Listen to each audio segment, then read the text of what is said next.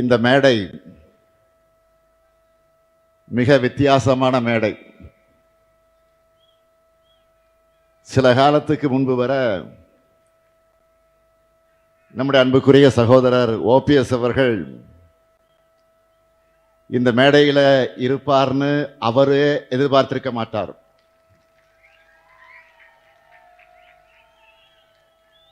ஆனா லேட்டா இருந்தாலும்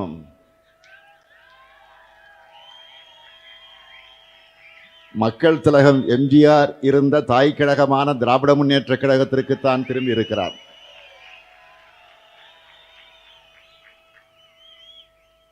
அவரையும் அவருடன் நம்முடைய இயக்கத்திற்கு திரும்பி இருக்கக்கூடிய உடன்பிறப்புகளையும்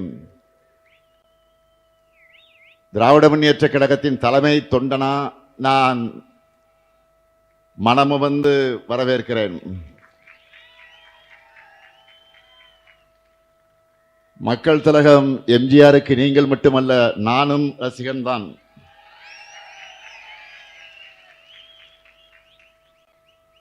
கழகம் எம்ஜிஆரை வளர்த்தது, அவரும் கழகத்தை வளர்த்தார்.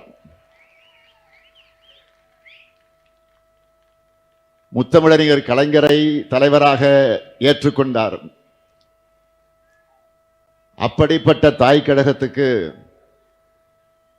தாயின் மடிக்கு நீங்கெல்லாம் திரும்பி இருக்கிறீங்க. மக்கள் திலகம் எம்ஜிஆர் அவர்கள் உருவாக்கின அதிமுக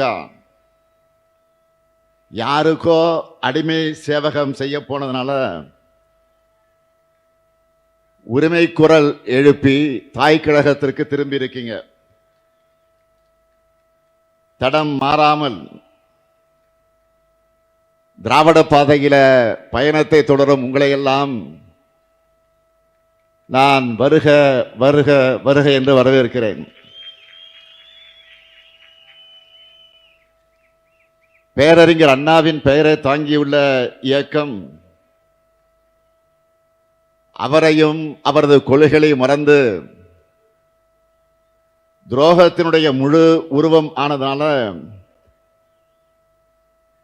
பேரறிஞர் அண்ணா தொடங்கிய இயக்கத்திற்கு நீங்கள் எல்லாம் வந்திருக்கிறீங்க.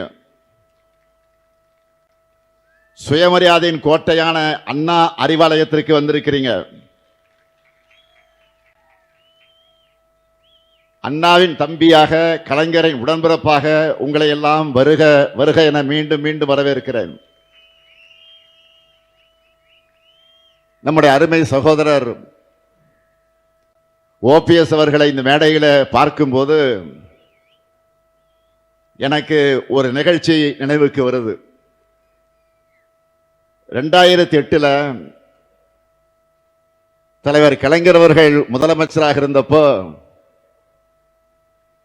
நம்ம ஓபிஎஸ் அவர்கள் சட்டமன்ற எதிர்க்கட்சி துணைத் தலைவராக இருந்தார். அப்போ நவம்பர் 11 இலங்கை தமிழர் பிரச்சனை குறித்து சட்டமன்றத்தில் நடந்த கவன ஈர்ப்பு தீர்மானத்தின் மீதான விவாதத்தில் நம்ம ஓபிஎஸ் அவர்கள் பேசினார்கள். மறுநாள் காலையில் முரசொலியில என்ன ஹெட்லைன்ஸ் போட்டாங்க தெரியுமா? பச்சை தமிழர் பன்னீர்செல்வம் குறிப்பிட்டு செய்தியை வெளியிட்டாங்க. நம்ம ஓபிஎஸும் முரசொலி செய்தியை குறிப்பிட்டு அவையில பேசினார். உடனே கலைஞர் என்ன சொன்னார் என்று கேட்டால், பச்சை தமிழர் பன்னீர்செல்வம் அதற்காக கவலைப்படக்கூடாது. பச்சை தமிழர்னு தந்தை பெரியார் அவர்கள் காமராசருக்கு பட்டமே கொடுத்திருக்கிறார். அதைத்தான் முரசொலி கொடுத்திருக்கிறது. அதுவும் முரசு அடித்து கொடுத்திருக்கிறதுன்னு தலைவர் கலைஞர் சொன்னார். இப்படி தலைவர் கலைஞரால் பாராட்டப்பட்ட ஓ பன்னீர்செல்வம் அவர்கள் திராவிட முன்னேற்ற கழகத்தில் இணைஞ்சதை நினைச்சு நான் மிகுந்த மகிழ்ச்சி அடைகிறேன். நம்ம ஓபிஎஸ் அவருடைய ஸ்பெஷாலிட்டி என்னன்னு கேட்டா, எப்பவுமே சிரிச்ச முகமாகத்தான் இருப்பார். கூட பாருங்க, அதுதான் அவருடைய பண்பு. பொதுவா ஒருத்தரை ஒருத்தர் முறைச்சுக்கிட்டாதான் பிரச்சனை ஆகும். ஆனா நம்ம ஓபிஎஸ் அவர்களுக்கு அவருடைய சிரிப்பே ஒரு காலத்தில் அவருக்கு பிரச்சனை ஆயிடுச்சு. ஒரு முறை அவர் என்னை பார்த்து சிரிச்சிட்டார் சட்டமன்றத்தில். உடனே ஸ்டாலினை பார்த்து ஓபிஎஸ் சிரிச்சிட்டார்னு ஏதோ 2 நாட்டுக்குள்ள போர் வந்த மாதிரி பிரச்சனை ஆக்கிட்டாங்க. அரசியல்ல 1000 விமர்சனங்கள் இருக்கலாம். ஆனா சட்டமன்றத்திலையும் பொதுவெளியிலையும் ஒருத்தரை ஒருத்தர் சந்திக்கும் போது நலம் விசாரிக்கிறது அரசியல் மாண்பு, அதுதான் பண்பாடு. அப்படித்தான் அப்ப முதலமைச்சராக இருந்த சகோதரர் ஓபிஎஸ் அவர்களை பார்த்து மரியாதைக்காக வணக்கம் வச்சன். அவரும் சிரிச்சார். உடனே இதை குற்றச்சாட்டா ஆக்கிட்டாங்க. ஆனா யார் என்ன சொன்னாலும் தன்னுடைய பண்பை மாத்திக்காம அமைதியோடவும் அன்போடவும் அதே சிரித்த முகத்தோடு இன்றைக்கும் இருக்கிறார் நம்ம ஓபிஎஸ் அவர்கள். அமைதியும் புன்னகை மட்டுமல்ல, ஓபிஎஸ் சொன்னா ஞாபகத்துக்கு வரக்கூடிய ஒரே சொல் விசுவாசம். மறைந்த அம்மையார் ஜெயலலிதா அவர்கள் தான் அமர்ந்த முதலமைச்சர் இருக்கையில் நம்முடைய ஓபிஎஸ் அவர்களை 2 முறை அமர வச்சார். தன்கிட்ட ஒப்படைச்ச அந்த அரசாட்சிய எந்த துரோகமும் இல்லாம திருப்பி ஒப்படைச்ச நேர்மைக்கு சொந்தக்காரர்கள் தான் ஓபிஎஸ். அதனாலதான் அம்மையா ஜெயலலிதா அவர்களை சகோதரர் ஓபிஎஸ் அவர்களை பற்றி புகழ்ந்து பேசியிருக்கிறார். விசுவாசத்திற்கு ஒரு ஓபிஎஸ்னா துரோகத்திற்கு அடையாளமாக இருக்கிறவர் தான் பழனிசாமி அவர்கள். கூவத்தூர்ல அம்மையார் சசிகலா காலில் ஊர்ந்து தவழ்ந்து போய் முதலமைச்சராயிட்டு அந்த அம்மையாரை நோக்கிய நீ எனக்கு பதவி வாங்கி தந்தாயா என்று ஒருமையிலே கேட்டவர் தான் பழனிசாமி அவர்கள். அவர் இன்னும் என்னவெல்லாம் சொல்லியிருப்பார் என்று நம்முடைய சகோதரர் ஓபிஎஸ் அவர்களுக்கு நன்றாக தெரியும். பழனிசாமி அவர்களை பொறுத்த வரைக்கும் தன்னை காப்பாற்றிக் கொள்ள எது வேண்டுமானாலும் செய்வார். அவருடைய உச்சக்கட்ட துரோகம் என்ன தெரியுமா? தன்னை காப்பாற்றிக்க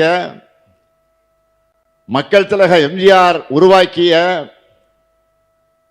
அம்மையார் ஜெயலலிதா அவர்களால் வளர்க்கப்பட்டிருக்கக்கூடிய இயக்கத்தையே இன்னைக்கு அடமானம் வச்சிருக்கிறார் பழனிசாமி. பழனிசாமி என்ன நினைக்கிறார்னா, பாஜக தனக்கு நல்லது செய்யும்னு நினைக்கிறார். உண்மையிலேயே பாஜக யாருக்கும் நல்லது செய்யாது.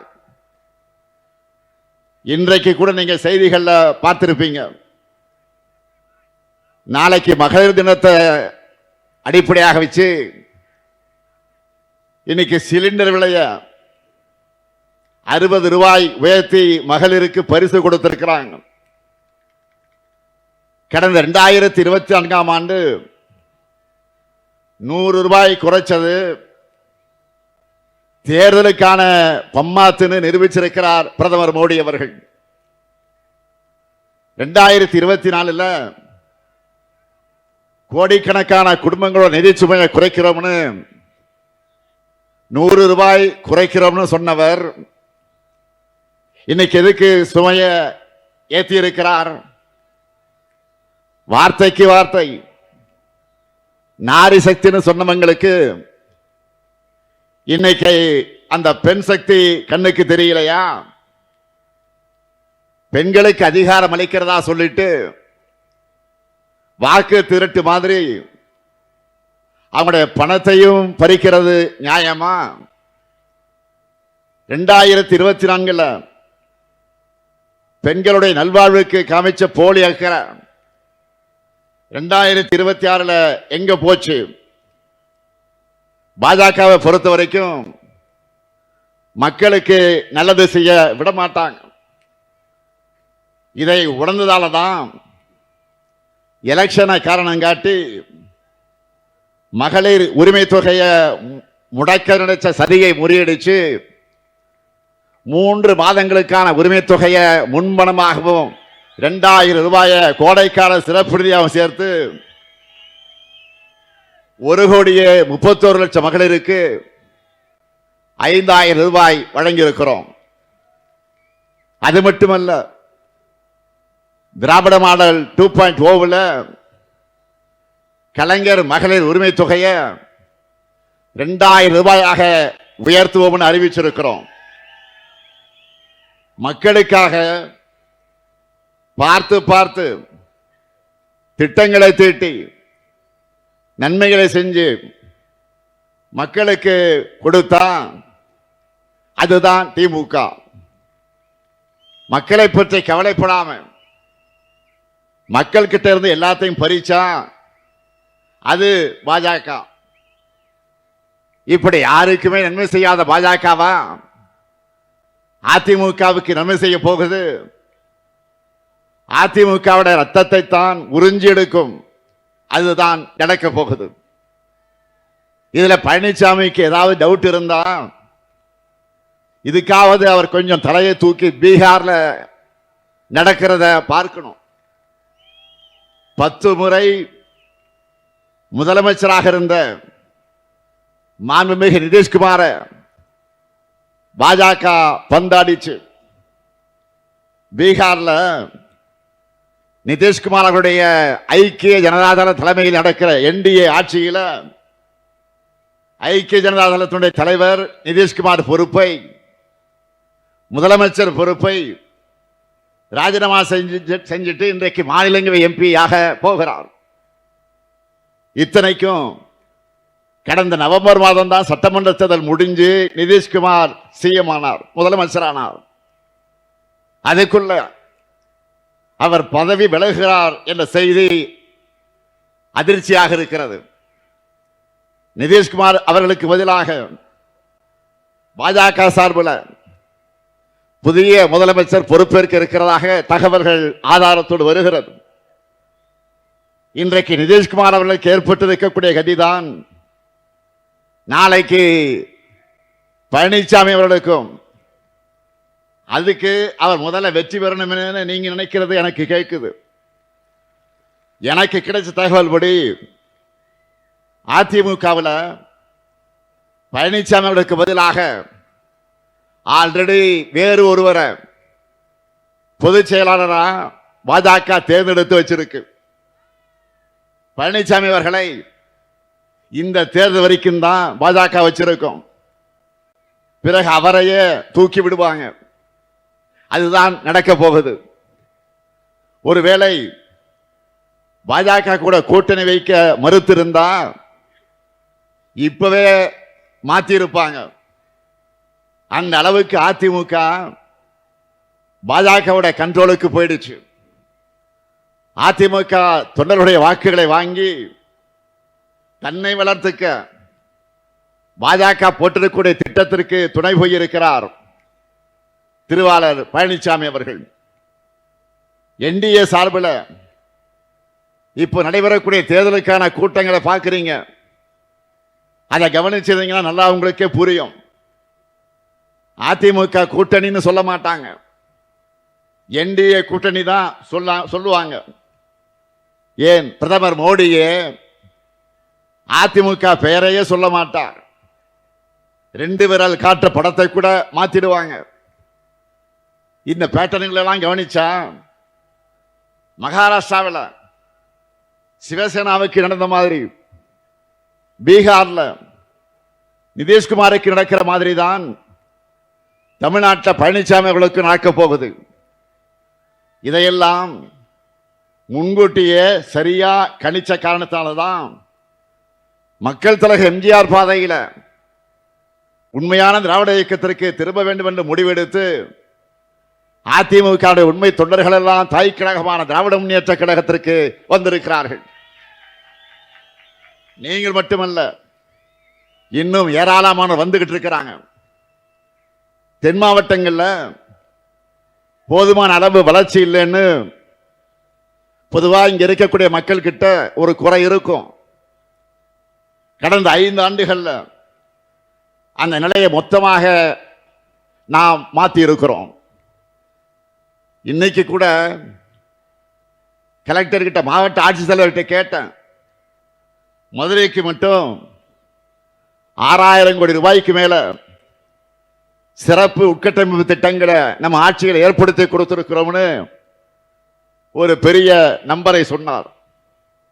மதுரையில் இருக்கக்கூடிய ஒவ்வொரு குடும்பத்திலையும் நம்ம அரசினுடைய திட்டங்களால பயனடையக்கூடிய மக்கள் இருக்காங்கன்னு சொன்னார்.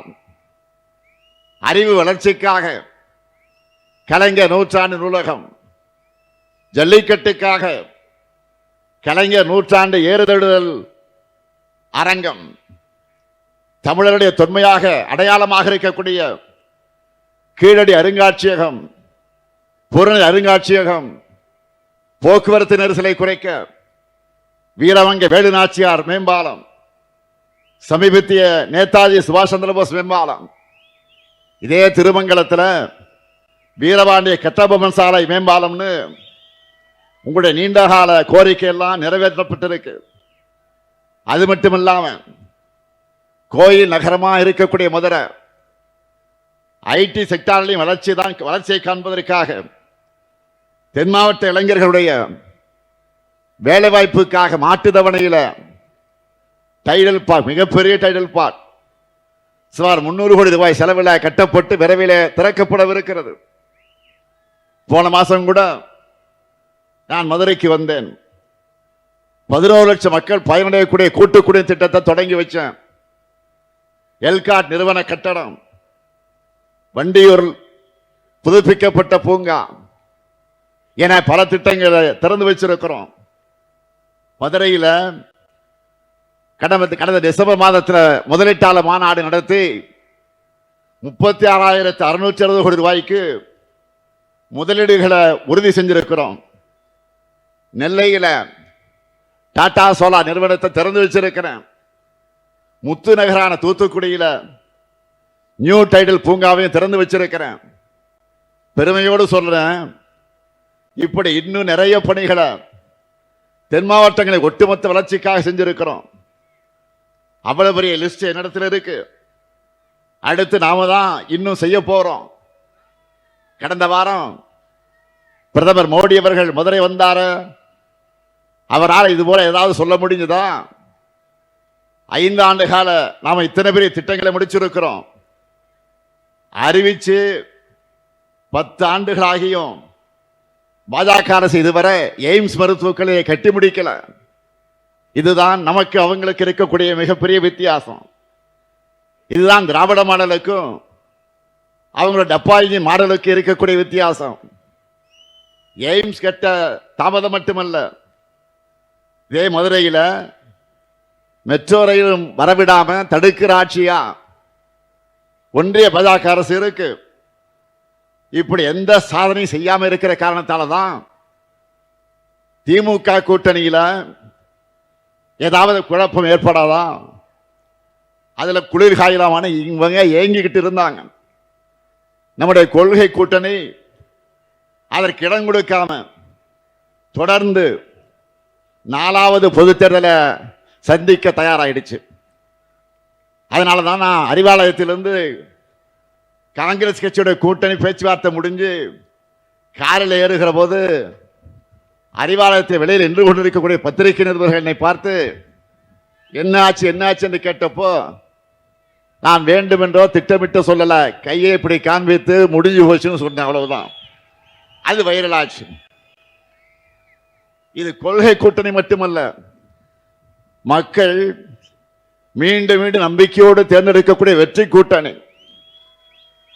தமிழ்நாட்டில் மதக்கலவரமும் மக்களுடைய மோதலும் நடக்காத பாதுகாத்து வளர்ச்சியில மட்டுமே போக்கஸ் பண்ற மதச்சார்பற்ற முற்போக்கு கூட்டணி. அதை உணர்ந்துதான் தமிழ்நாட்டின் வளர்ச்சியில் அக்கறை கொண்ட பலரும் தொடர்ந்து நம்முடைய கூட்டணியில் இணைஞ்சு 2021 தேர்தலின் போது இருந்ததை விட நாம கூடுதலா இப்ப பலம் பெற்றிருக்கிறோம். சாதனைகள், கொள்கை உறுதி, கூட்டணி வலிமைன்னு மூன்றிலும் சென்டம் ஸ்கோர் பண்ணி இருக்கிறோம். அதனாலதான் வெல்வோம் 200 என்று என்னால் தைரியமாக சொல்ல முடியுது. நான் உறுதியா சொல்றேன், வர சட்டமன்ற தேர்தலில் திமுக தலைமையிலான மதச்சார்பற்ற முற்போக்கு கூட்டணி 200க்கு அதிகமான தொகுதிகளில் வென்று மீண்டும் நாம் ஆட்சி அமைப்போம்.